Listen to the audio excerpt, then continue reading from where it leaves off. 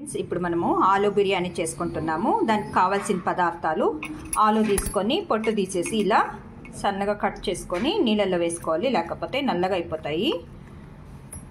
అలాగే పచ్చిమిరపకాయలు మీ కారానికి అనుగుణంగా వేసుకోండి. ఒక 2 ఎర్రగడ్డలు, జీరా, పట్ట, లవంగాలు, బిర్యానీ ఆకు, ముంత మామిడి పప్పు, యాలక బుడ్డలు 4, అలాగే కొత్తిమీర కాస్తంత, పుదీనా కాస్త, కరివేపాకు ఒక 2 రెమ్మలు, ఒక 2 టమోటాలు ఇలా కట్ చేసి పెట్టుకోవాలి. బిర్యానీ కాబట్టి మనం మామూలుగా బాస్మతి రైస్ వేసి చేస్తారు. మనము ఈరోజు చిట్టి ముత్యాలు బియ్యం అని దొరుకుతుంది. బిర్యానీకి చాలా బాగుంటుంది. మీరుకి ఇది ఎలా కనబెట్టేది అంటే చేతికి ఎత్తుకుంటేనే స్మెల్ గమ్మని వస్తుంది. చూడండి, చాలా బాగుంటుంది. ఇలా దీంట్లో ఒక మాట ట్రై చేసి చూడండి.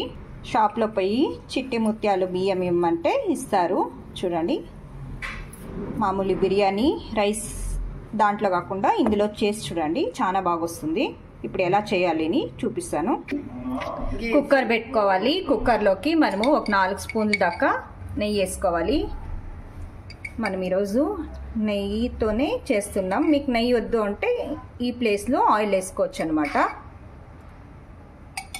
నెయ్యి వేడెక్కుతానే ఇప్పుడు మనము షాజీరా వేసుకుంటాం. ఫస్ట్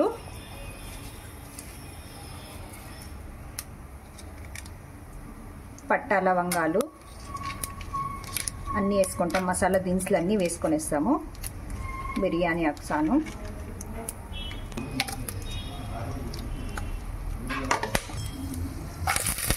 పచ్చిమిరపకాయలు,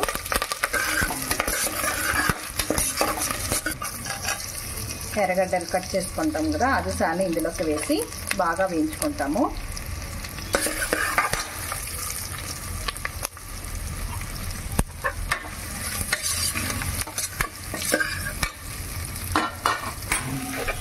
ఇప్పుడు ఎర్రగడ్డలు కాస్త వేగాక ముంత మామిడి పప్పు వేసుకుంటాము. ముందుగానే వేస్తే మాడిపోతుంది, అందుకని ఇప్పుడు వేసుకుంటాము. అలాగే ఇందులోకి ఇప్పుడు అల్లం వెల్లుల్లి పేస్ట్ వేసుకుంటాము. నేను 1 స్పూన్ దాకా, పెద్ద స్పూన్లో 1 స్పూన్ వేసుకున్నాను. బాగా వేయించుకుంటాము. కాస్త పచ్చిదనం వాసన అంతా పోవాలి. ఇప్పుడు కరివేపాకు, కొత్తిమీర, పుదీనా 3 వేసేసి కలుపుకోవాలి బాగా. ఇప్పుడు కలిపాక ఇందులోకి ఇప్పుడు టమాటో సాను వేసుకోవాలి. టమాటాలు ఒక 2 టమాటాలు కట్ చేసుకొని కాస్త బాగా టమాటాలు మగ్గనియాలి. మనం ఆల్రెడీ పొటాటో కట్ చేసి పెట్టుకున్నాం కదా, ఈ స్టేజ్లో వేసుకోవాలన్నమాట.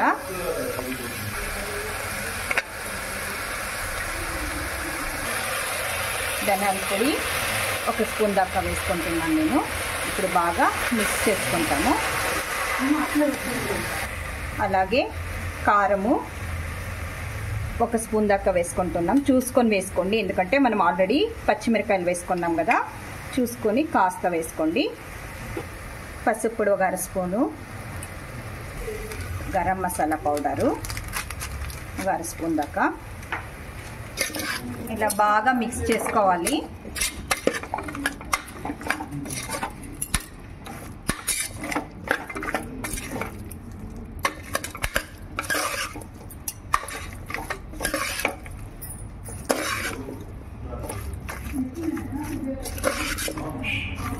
ఉప్పు మీకు తగినంత ఇప్పుడే వేసుకొనేస్తున్నాను.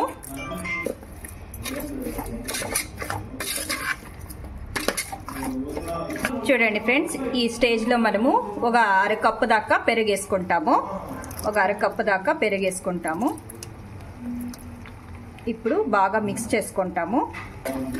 ఇప్పుడు బాగా కలుపుకొని, పెరుగు పుల్లగా ఉంటే బాగుండదు ఫ్రెండ్స్, కాస్త ఫ్రెష్ పెరుగు అయితేనే బాగుంటుంది.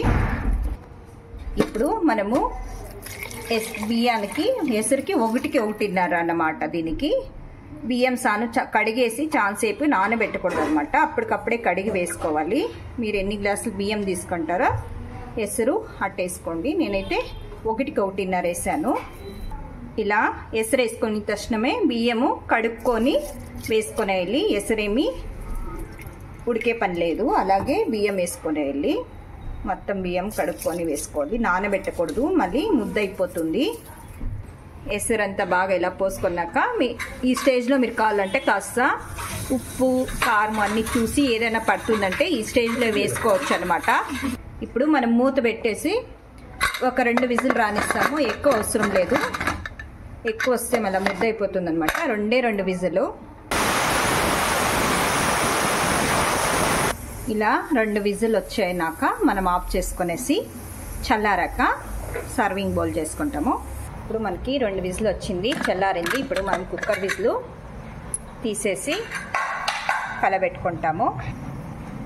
చూడండి ఇంత బాగా వచ్చింది కదా. మనం ఇప్పుడు ప్లేట్లోకి సర్వ్ చేసుకుంటాము.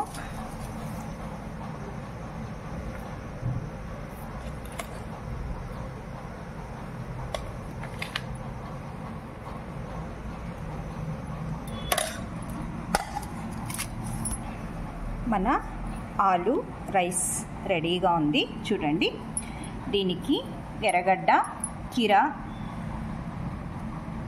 చిల్లుడ్ ఆనియన్ రైతా కొద్దిగా చేసుకున్నాను.